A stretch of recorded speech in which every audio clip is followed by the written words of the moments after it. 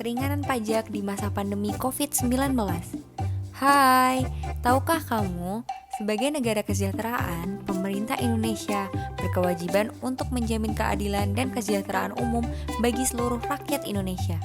Salah satu usahanya adalah dengan melakukan pembangunan baik di bidang politik, ekonomi, infrastruktur, pendidikan, teknologi, dan lain-lain.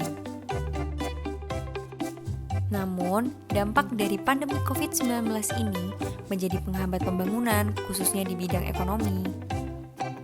Di bidang perpajakan, pemerintah telah merilis kebijakan keringanan pajak dalam Peraturan Pemerintah Pengganti Undang-Undang Nomor 1 2020 dan Peraturan Menteri Keuangan Nomor 23 Tahun 2020. Hal ini dilakukan untuk mengurangi beban dan kekhawatiran yang berkembang di masyarakat akan dampak pandemi COVID-19, serta merupakan bentuk tanggung jawab negara kepada masyarakat sebagai wajib pajak. Jadi, apa sajakah insentif pajak yang diberikan oleh pemerintah kepada wajib pajak di masa pandemi COVID-19, khususnya yang diatur dalam peraturan tersebut?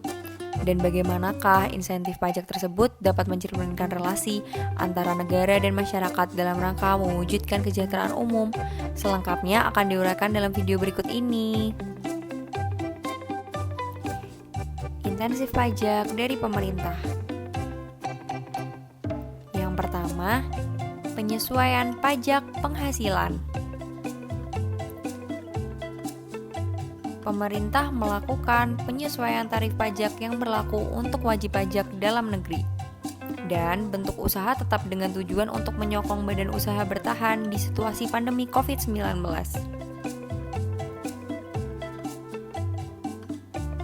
Selama periode tahun pajak 2020 dan 2021, presentasi tarif pajak yang berlaku untuk wajib pajak badan dalam negeri dan wajib pajak bentuk usaha tetap adalah sebesar 22%. Kemudian, besaran tarif pajak yang akan dikenakan untuk tahun 2022 adalah sebesar 20%. Selain itu, insentif yang diterima oleh wajib pajak perseorangan adalah berupa kebebasan membayar PPh 21 untuk periode April hingga September 2020. Adapun wajib pajak yang menerima kebebasan pembayaran pajak dalam periode tersebut adalah mereka yang berpenghasilan tidak lebih dari 200 juta per tahun dan bekerja di perusahaan yang merupakan perusahaan kemudahan impor tujuan ekspor. Yang kedua, insentif pajak impor dan pengurangan angsuran. Insentif pajak dalam periode hingga September 2020 juga berlaku untuk PPh pasal 22 yang mengatur pajak impor yang dipungut oleh Direktorat Jenderal Bea dan Cukai. Perusahaan yang termasuk sebagai perusahaan KITE dapat mengajukan surat keterangan bebas pemungutan PPh pasal 22 kepada KPP setempat untuk mendapatkan insentif tersebut. Selain pajak impor, insentif pajak juga diterapkan untuk PPh pasal 25 yang mengatur tentang angsuran pajak penghasilan. Yang ketiga, perpanjangan waktu pemenuhan kewajiban pajak.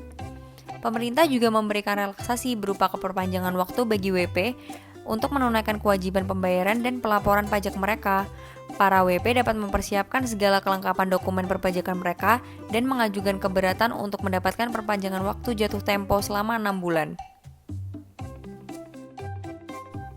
Selain insentif pajak, pemerintah melalui Ditjen Pajak juga menerapkan terhadap tata cara baru dalam penunaian kewajiban pajak.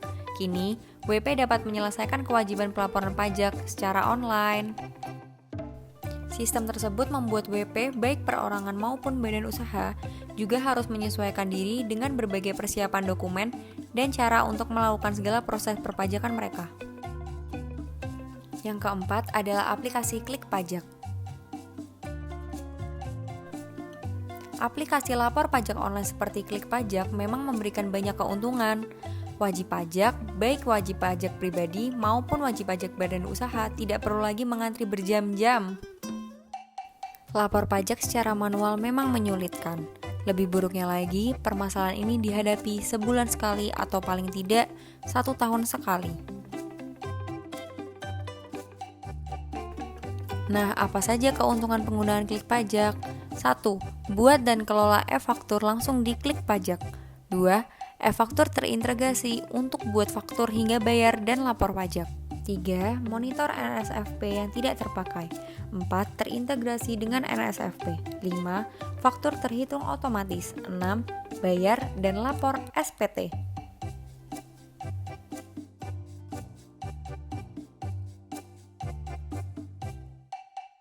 Relasi negara dan masyarakat dalam mewujudkan kesejahteraan umum.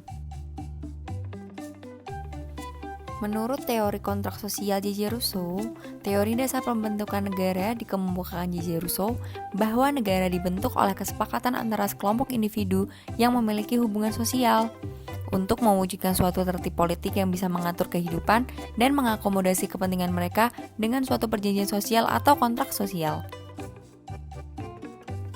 Teori klasik kontrak sosial ini menjelaskan relasi negara dan rakyat dalam mewujudkan pemerintah yang baik, dengan memberikan pelayanan publik yang baik, serta memperhatikan nilai-nilai integritas bagi semua orang yang memberikan mandat tersebut.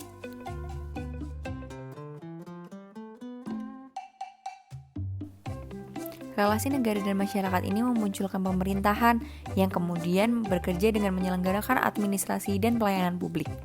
Maka, pelayanan publik yang baik akan muncul dari pemerintahan yang baik, dan pemerintahan yang baik muncul apabila terdapat kontrol sosial yang kuat oleh masyarakat terhadap negara.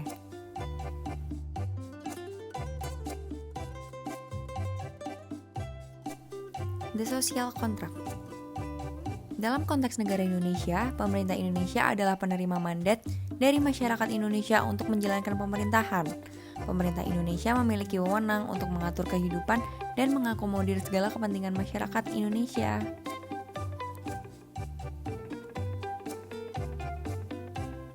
Hal ini sejalan dengan konsep negara kesejahteraan, yang mana peran negara bukan hanya menjadi penjaga malam, namun juga berkewajiban untuk menjamin keadilan dan kesejahteraan umum bagi seluruh rakyat Indonesia.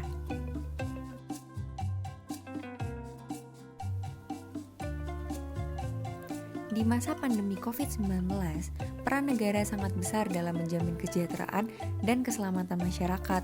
Di bidang perpajakan, seperti telah disinggung di atas bahwa dengan diterbitkannya Perpu dan PMK dapat memberikan keringanan dan kemudahan bagi wajib pajak, yaitu masyarakat di tengah pandemi COVID-19, sehingga dapat tercapai pemerintahan yang baik.